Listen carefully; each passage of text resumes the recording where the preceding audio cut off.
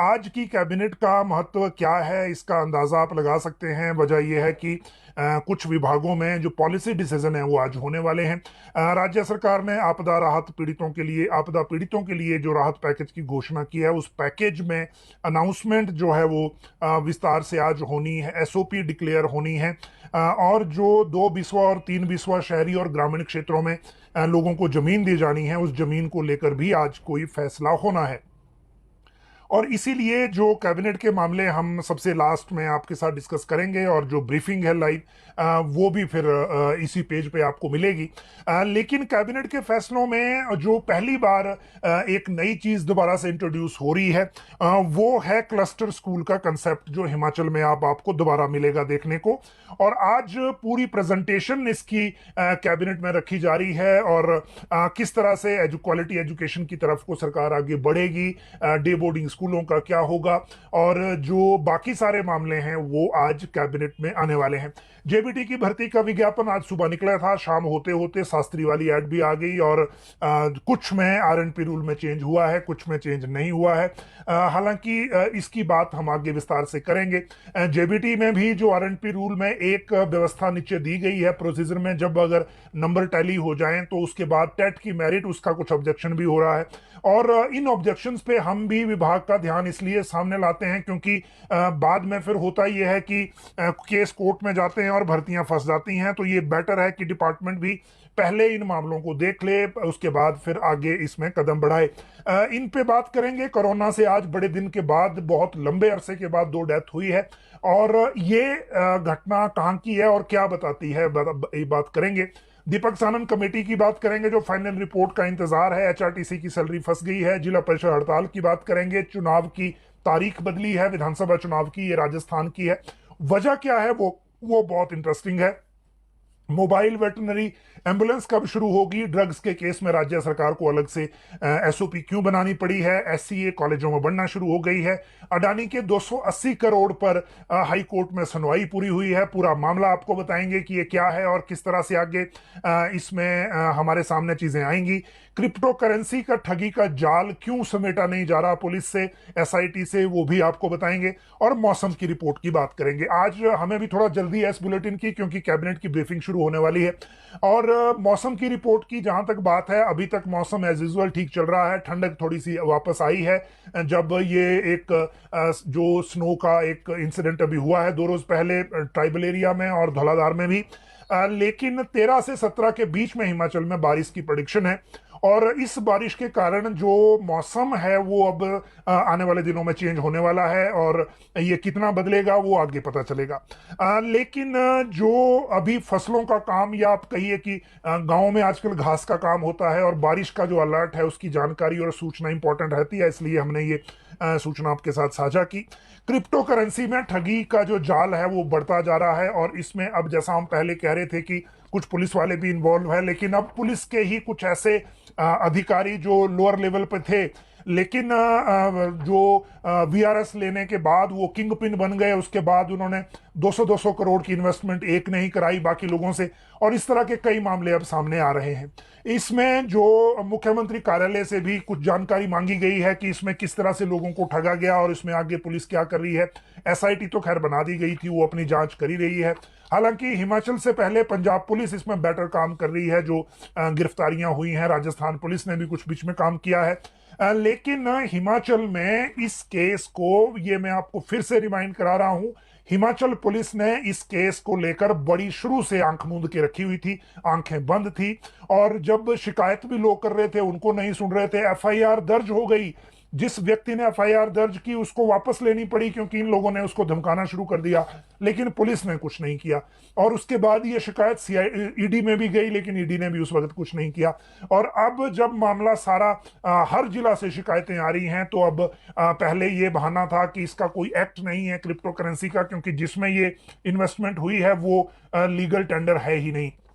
लेकिन चलिए, अब एक्शन करना पड़ रहा है, लेकिन ये जाल काफी बड़ा दिख रहा है। अगली बात करें तो अडानी के 280 करोड़ को लेकर हाई कोर्ट अब फैसला देने वाला है। देखिए, इसमें जजमेंट रिजर्व हो गई है पिछले कल, और ये मैसर्स अदानी पावर लिमिटेड के 280 करोड़ हैं। और ये ब्रेकल कॉरपोरेशन के नाम पे, जो हम जंगी थोपन पवारी, जो पिछली कई सरकारों का पुराना एक प्रोजेक्ट था, उसको देना चाह रहे थे अदानी, ब्रेकल को। ब्रेकल का जो अपफ्रंट प्रीमियम है वो अदानी ने उस वक्त दिया।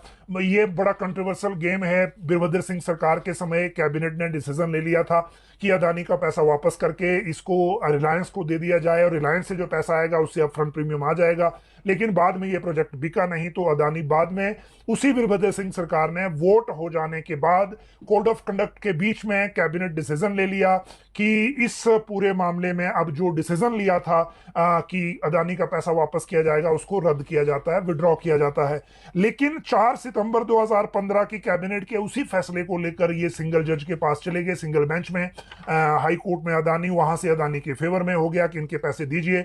फिर राज्य सरकार ने अपील की, अपील में देरी हो गई थी, उसके लिए स्पेशल एप्लीकेशन लगानी पड़ी, और फिर ये इमीडिएट कोई रिलीफ राज्य सरकार को नहीं मिला। लेकिन अब इसमें ये डिवीजन बेंच में केस था, जजमेंट रिजर्व हो गई है। अब जब जजमेंट आएगी उसके बाद पता लगेगा कि इसमें राज्य सरकार को राहत मिलती है नहीं, या फिर सरकारी खाते से 280 करोड़ चुकाने पड़ते हैं।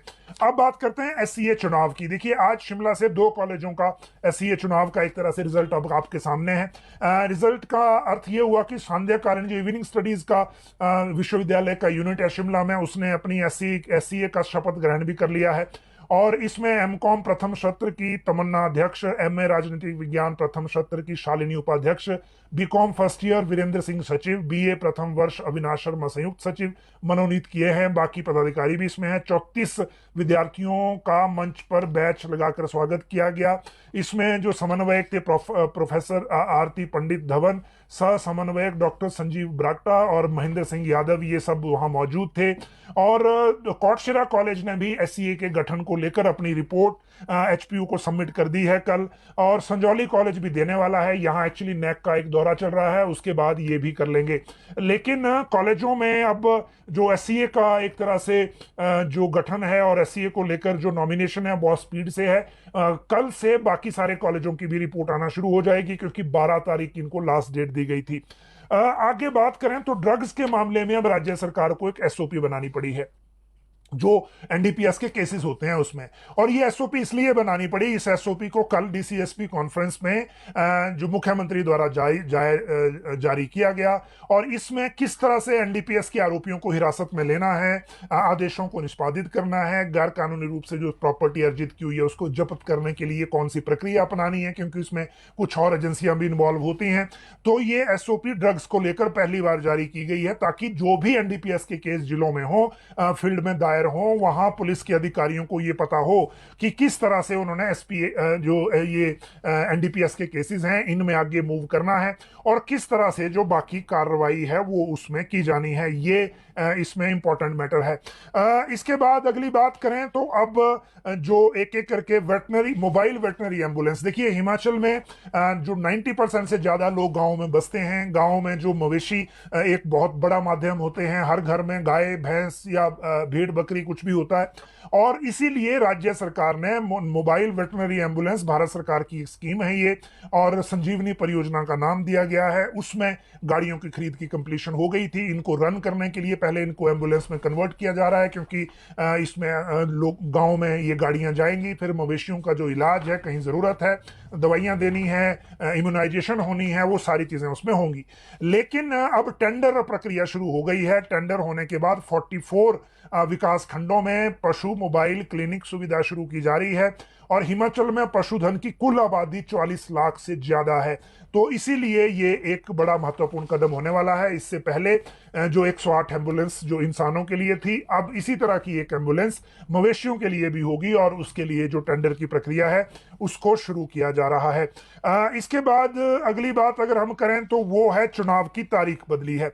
देखिए, चुनाव की तारीख की अगर मैं बात करूं तो अभी जो राजस्थान में चुनाव होने वाले हैं विधानसभा के, उन चुनावों को लेकर जो शेड्यूल आया है उसमें एक बदलाव हुआ है। और ये बदलाव का रीजन भी बड़ा इंटरेस्टिंग है।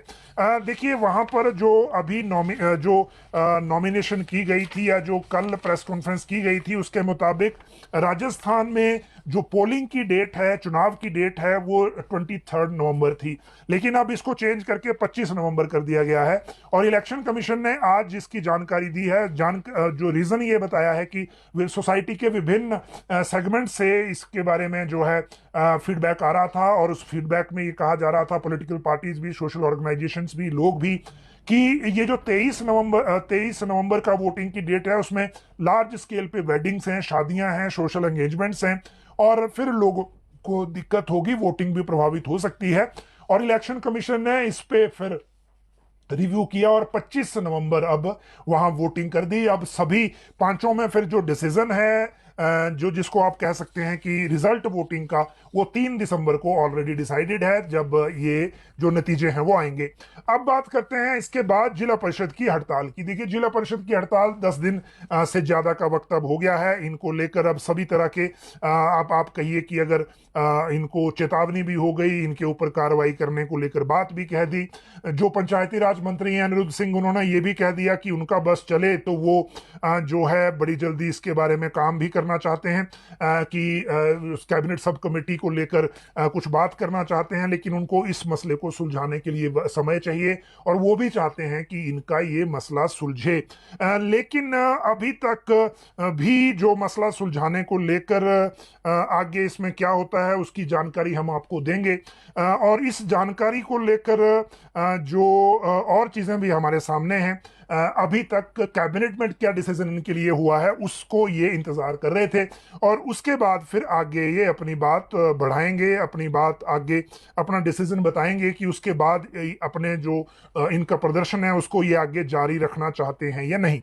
ये अलग बात हो गई। अब इसके बाद जो महत्वपूर्ण विषय है अगला हमारा, वो है एचआरटीसी की सैलरी के फंसने का। देखिए पिछले महीने एचआरटीसी को सैलरी आपसे पहले मिल गई थी, लेकिन अभी जो सैलरी है वो अभी तक नहीं मिली है। 12 तारीख आज हो गई, और एचआरटीसी का ये समस्या हर महीने की है, और यही वजह है कि हम अभी भी आपको जो सैलरी से रिलेटेड अपडेट है वो ये नहीं दे पाएंगे कि इनको सैलरी कब मिलेगी। कोशिश हालांकि की जा रही है, लेकिन अभी भी एचआरटीसी में सैलरी फंसी हुई है। आपको पता है फेस्टिव सीजन होता है, नवरात्र शुरू होने वाले हैं, और उसके बाद फिर ये दिवाली की फेस्टिविटी है। उम्मीद ये की जा रही है कि जल्दी ये चीजें हो जाएंगी। एचआरटीसी की जो तकनीकी कर्मचारी यूनियन है उन्होंने कहा कि वो बैंकों से कर्मचारियों को जो लोन है वो किस्तें नहीं चुका पा रहे, उसके कारण दिक्कत आ रही है। स्कूल में फीस, हर घर की ये समस्या एक तरह से रहती है। लेकिन अभी हम सिर्फ आपको यही अपडेट दे पाएंगे कि फिलहाल सैलरी मिली नहीं है, कब तक मिलेगी उसके लिए अभी थोड़ा इंतजार करना पड़ेगा। दीपक सानन कमेटी की रिपोर्ट की अगर मैं बात करूं तो अभी तक भी इस कमेटी की रिपोर्ट आने का कोई चांस नहीं दिख रहा है। वजह यह है कि जो कैटेगरी वाइज जो आरएनपी रूल की स्क्रीनिंग को लेकर इन्होंने एक कंसल्टेंट मांगा था, वो कार्मिक विभाग से, राज्य सरकार से मिला नहीं। और इनकी कमेटी जो है, उस कमेटी को पर्सनल डिपार्टमेंट ने वापस चिट्ठी लिख दी है कि जो आप डिमांड कर रहे हैं वो हम आपको नहीं दे सकते, आपको सिर्फ रिपोर्ट देने के लिए कहा गया है कि नई भर्ती एजेंसी कैसी होनी चाहिए। और इस एजेंसी को लेकर जो इशू अभी हमारे सामने है वो ये है कि जो जब तक ये रिपोर्ट नहीं आती अगली एजेंसी फाइनल नहीं हो पाएगी। बेशक उसमें कैबिनेट से डिसीजन हो चुका हो, लेकिन जहां तक रिपोर्ट आने की बात है तो रिपोर्ट अभी नहीं आ रही है। ये सबसे बड़ी बात इस मामले में है। तो थोड़ा सा इसमें डिले हो सकता है। अभी भी दीपक सानन जी अपनी फाइनल डेट नहीं बता पा रहे हैं कि कब वो अपनी फाइनल रिपोर्ट देंगे। जहां तक कोरोना से 2 डेथ की बात है तो ये अपने आप में हैरत अंगेज मामला है, क्योंकि बड़े दिनों के बाद इस तरह की डेथ रिपोर्ट हुई है। और इस डेथ को रिपोर्ट होने के बाद और उसका जो रीजन है उनको लेकर हम अलग से भी आपको जो अभी थोड़ी सी डिटेल बताएंगे कि ये मामले कौन थे, कहाँ के थे। और जहां तक बात इन दोनों मामलों को लेकर है तो एक ये मामला जो था वो आया था आईजीएमसी में 10 अक्टूबर को, और एक मामला जो है दोनों ही रादर 10 अक्टूबर के हैं। और जो अभी 11 तारीख को इनको मृत घोषित किया गया है। एक जो है वो महोग करसोग का है मामला, और दूसरा जो मामला है वो आनी का है। लेकिन जो करसोग से मामला है, 69 साल इनकी उम्र थी, तिलकराम शर्मा, और तिलकराम ही नाम है रादर इनका, गांव जांच है। और इनमें जो बुखार और गुर्दे की एक बीमारी थी, कोविड टेस्ट इनका पॉजिटिव आया और हृदय गति रुकने के कारण ये डेथ हुई है, ऐसा बताया गया। दूसरी तरफ जो हमारे सामने मामला है वो है नारसिंह, नाम है इनका, 68 वर्ष इनकी उम्र है और इनका कोविड टेस्ट पॉजिटिव है। इनको सांस हृदय की मांसपेशियों में संक्रमण और खून की खराबी और मधुमेह की शिकायत थी, तो और कोमोर्बिडिटी बहुत थी। लेकिन इसके बावजूद अभी जो मामला है, अगर इसमें ऐसा हो रहा है कि अभी भी जो केसेस हैं जो बाकी कोमोर्बिडिटी के हैं, जो हॉस्पिटल आ रहे हैं और उनमें कोविड पॉजिटिव सिम्टम्स के बाद रिपोर्ट भी पॉजिटिव आ रही है, तो इसका मतलब ये हुआ कि फिर जो पूरा सिचुएशन है वो ऐसी है कि अभी भी हिमाचल में जो कोविड है, वो कोविड का वायरस अवेलेबल है लोगों के बीच में। और ये जो वायरस है ये अभी भी हिमाचल में मौजूद है, हर व्यक्ति में ये हो सकता है। दोनों को, इनको कोविड के दोनों डोजेस लगे हुए थे, उसके बावजूद इस तरह के इंसिडेंट अब नॉर्मल हैं। सिर्फ हम अपनी अवेयरनेस से ही इनसे अब लड़ सकते हैं। जहां तक बात बीआरसीसी की है, उसकी जानकारी हम आपको आगे देंगे, क्योंकि कैबिनेट के डिसीजन भी आ गए, उसके साथ इसको रिलेट करेंगे। और जो मामले जेबीटी भर्ती और शास्त्री भर्ती के हैं, और वो भी आपको उसके बाद देंगे। सबसे पहले अब कैबिनेट के फैसलों की जानकारी आपको दे देते हैं, जिनको लेकर अभी अभी जो प्रेस रिलीज है वो आ गया है। और इस प्रेस रिलीज के मुताबिक जो कैबिनेट के फैसले हैं वो भी हमारे सामने हैं। वन मित्र स्कीम का आज फैसला होना था, हमने आपको कई बार बताया कि आज वन मित्र स्कीम को लेकर फैसला होगा, आज वो हो गया। और विस्तार से अगर थोड़ा मैं और बताऊं आपको, इससे पहले जो जेबीटी और शास्त्री की जो भर्ती प्रक्रिया है जिसमें जो बदलाव हुआ है, उस बदलाव की जानकारी हम आपको बाद में देंगे। पहले हम कैबिनेट के फैसलों को ले लेते हैं, क्योंकि इनकी जानकारी ही आपको भी चाहिए। और अब इसकी जो ब्रीफिंग है वो सचिवालय से भी होगी, उस ब्रीफिंग को भी हम आपको अलग से दिखाएंगे। लेकिन अभी जो कैबिनेट के फैसले हैं, सबसे पहला फैसला आज का ये है कि जो मुख्यमंत्री की अध्यक्षता में बैठक हुई उसमें अप्रूव कर दी गई वन मित्र स्कीम फॉरेस्ट डिपार्टमेंट में। ये जो है वो 2061 फॉरेस्ट बीट में वन मित्र एंगेज किए जाएंगे, हर बीट में एक। और इसमें देखिए पार्टिसिपेशन लोकल कम्युनिटीज की होगी, उसमें कंजम्पशन और उसकी कंजर्वेशन डेवलपमेंट के लिए एरिया में, और पहले जो वन राखे रखे जाते थे उनकी जगह अब वन मित्र होंगे। विस्तार से जैसे ये पॉलिसी हमारे सामने आएगी तब भी हम आपको जानकारी देंगे।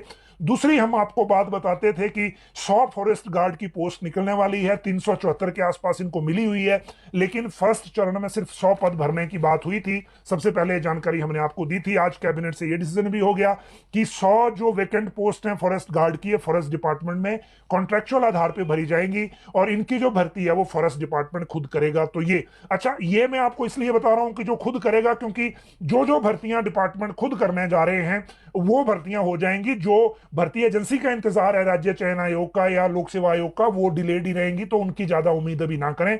जिनमें भर्तियां विभाग खुद करेंगे वो जल्दी हो जाएंगी। तो फॉरेस्ट गार्ड की भी 100 पोस्ट आ गई, वन मित्र की 2061, आप अभी समझिए हर वन बीट में एक जो पोस्ट है वो होनी है।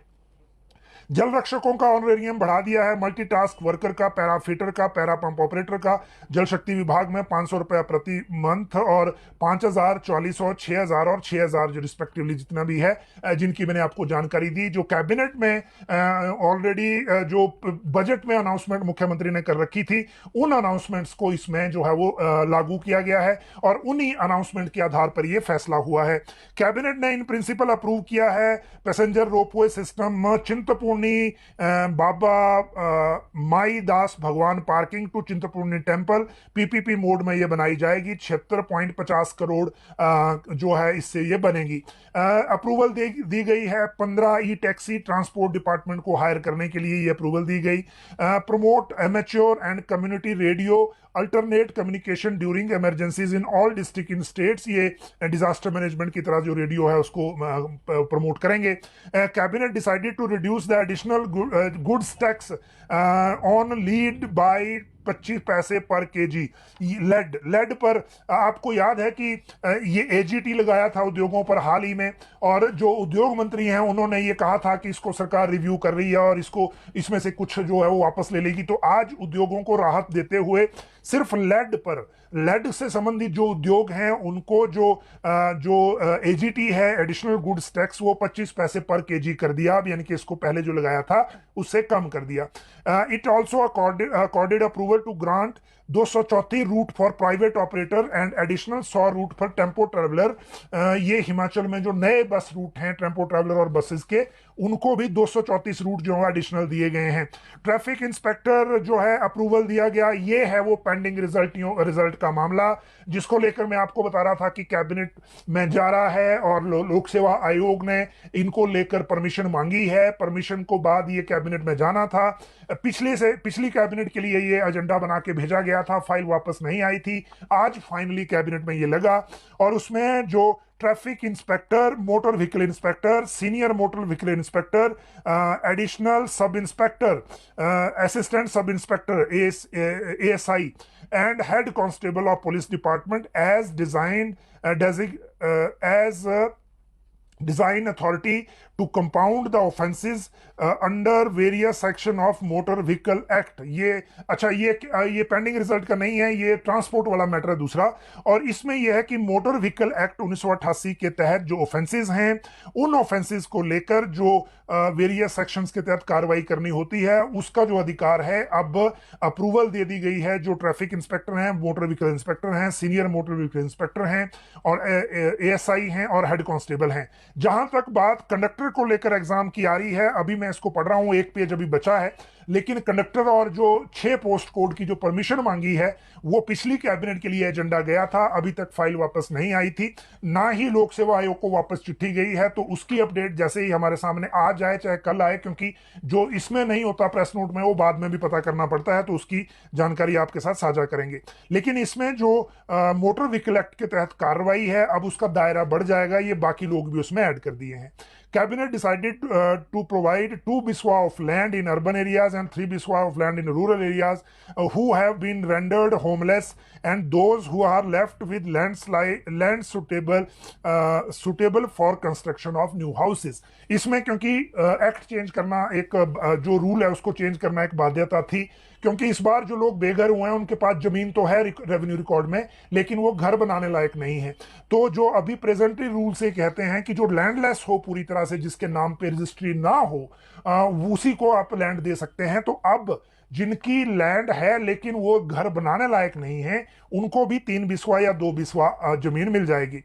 कैबिनेट ने अप्रूवल दे दी स्पेशल रिलीफ पैकेज को, जो मुख्यमंत्री ने अनाउंस किया था अभी हाल ही में, उसको जो एक्स पोस्ट फैक्टो अप्रूवल ये मिली है डिजास्टर अफेक्टेड फैमिलीज को, जिसमें 7 लाख जो है घर पूरी तरह तबाह होने पर सरकार दे रही है, और बाकी जितनी राहत है वो भी जो कंपनसेशन है वो सारी इसमें कंपनसेशन ऐड की गई है। तो इसमें 3615 पर बीघा डैमेज, ये सारे वही कंपनसेशन है। अभी तक का जो प्रेस नोट है उसमें सिर्फ इतनी सी बात आई है, कुछ अभी एडिशनल जानकारी और आ सकती है क्योंकि कैबिनेट बैठक अभी चल रही थी। लेकिन इसके अलावा अब बात करते हैं जो बाकी मामले, जैसे कैबिनेट में आज एजुकेशन की प्रेजेंटेशन थी, उस प्रेजेंटेशन में एक नया कंसेप्ट इनिशिएट किया गया है कि जो क्लस्टर स्कूलों की तरफ दोबारा से जाया जाए, क्योंकि वैकेंसीज बहुत है, जो स्टाफ का रिसोर्स, जो ह्यूमन रिसोर्स है उसका मैक्सिमम फायदा लेने के लिए एक क्लस्टर बनाया जाए, ताकि जो गुणवत्तापूर्ण शिक्षा और जो बच्चों की जो पढ़ाई है उसका स्तर भी बढ़े। उसको लेकर देखेंगे कि आगे क्या डिसाइड हुआ होगा, क्योंकि प्रेजेंटेशन में ये जरूरी नहीं होता कि डिसीजन भी हो, लेकिन सरकार को अपडेट कर देते हैं, फिर कैबिनेट ये कहती है कि इन बिंदुओं पे अगली कैबिनेट में अब आप एजेंडा लाइए। दूसरी बात है डे बोर्डिंग स्कूलों की। राजीव गांधी डे बोर्डिंग जो स्कूल हैं उनमें भी बहुत सारे चेंजेस अब होने वाले हैं। जो साइट्स आई थी उन साइट्स में भी बहुत सारी कैंसिल हो जाएंगी, क्योंकि मुख्यमंत्री ने भी अभी जो डीसीएसपी कॉन्फ्रेंस में कहा है कि इस स्कीम में बेशक थोड़ा संशोधन करना पड़े, लेकिन साइट ऐसी लीजिए जो सेफ हो और जहां डेवलपमेंट कॉस्ट ना हो। तो ये भी स्कीम में बदलाव होंगे। लेकिन इसके साथ सबसे बड़ी बात यह है कि जेबीटी भर्ती और शास्त्री भर्ती और जो तीसरी है बीआरसीसी पॉलिसी, ये 3 बड़ी इंपॉर्टेंट मामले हैं। अभी की मैं अगर आपको बात करूं तो जेबीटी को लेकर जो भर्ती का नोटिस है वो एडवांस में निकल चुका है और उस नोटिस को लेकर जो चीज़ें हैं वो मैंने आपको पहले जो है वो बता दी थी। और जो अभी आज नोटिस आया है वो वही चीज़ निकली है जो हम कल बात कर रहे थे कि जो काउंसलिंग का शेड्यूल है अब वो बदल जाएगा। पूरा हिमाचल भ्रमण करने की ज़रूरत नहीं है जेबीटी की काउंसलिंग के लिए। सरकार ने काउंसलिंग की प्रक्रिया को डिपार्टमेंट ने बदल दिया है। अब केवल होम डिस्ट्रिक्ट में ही काउंसलिंग होगी और जो टोटल पोस्ट हैं वो 1161 हैं जिनको अब भरा जाएगा। बीएड बाहर इससे कर दिए हैं और 1161 पोस्टों में से सबसे ज़्यादा मंडी जिला को 244 मिली हैं। दूसरे नंबर पे 169 शिमला और 166 जो है वो कांगड़ा है। 108 जो है सोलन है। बाकी सभी जिलों में 100 से कम है। अगर मैं कैटेगरी वाइज बताऊं तो जनरल कैटेगरी को 428 हैं, 234 एससी को, ओबीसी को 180, 48 है एसटी को, ईडब्ल्यूएस को 148।